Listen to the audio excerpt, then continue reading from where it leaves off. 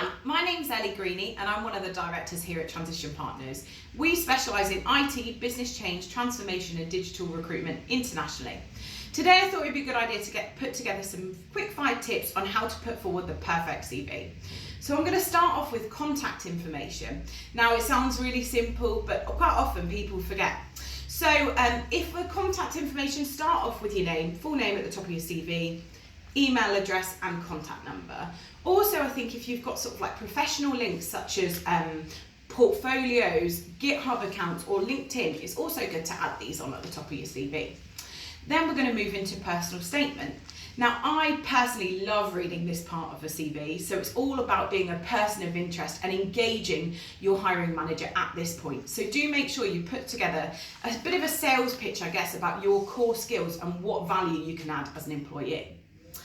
Then we're going to move on to key skills. Now, I find I prefer in CVs if it's really clear on a CV about a candidate's key skills. So probably like 6 to 9 bullet points around key skills that you have, whether it be software development and some of the technology or Scrum Master experience. I feel like it's really good value add to have this really clearly at the top of your CV.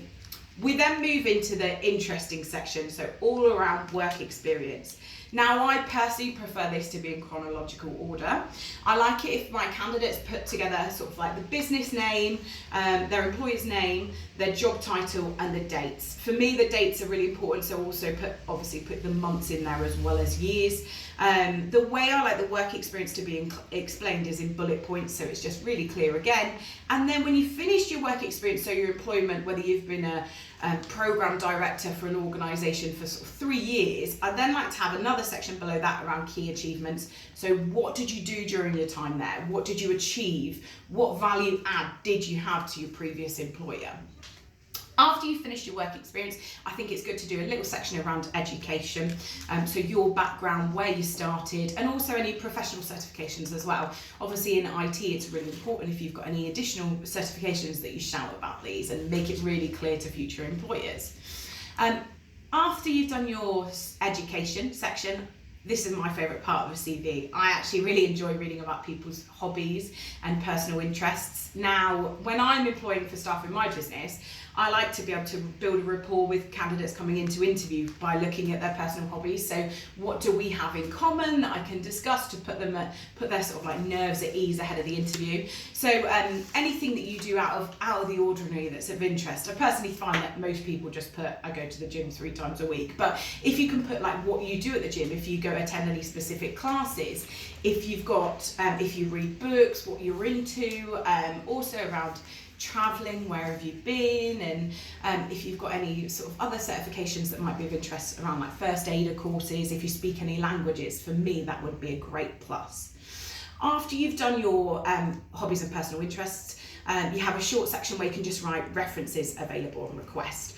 I personally don't like it when people put reference details on there because if you just put upon request, then we can contact you directly to get those at a later stage. Writing your CV is really important, and I know a lot of candidates find it extremely stressful. I personally feel that you just really need to sell yourself. Think about what value add you can have for a future employer, and that will help you create the best CV.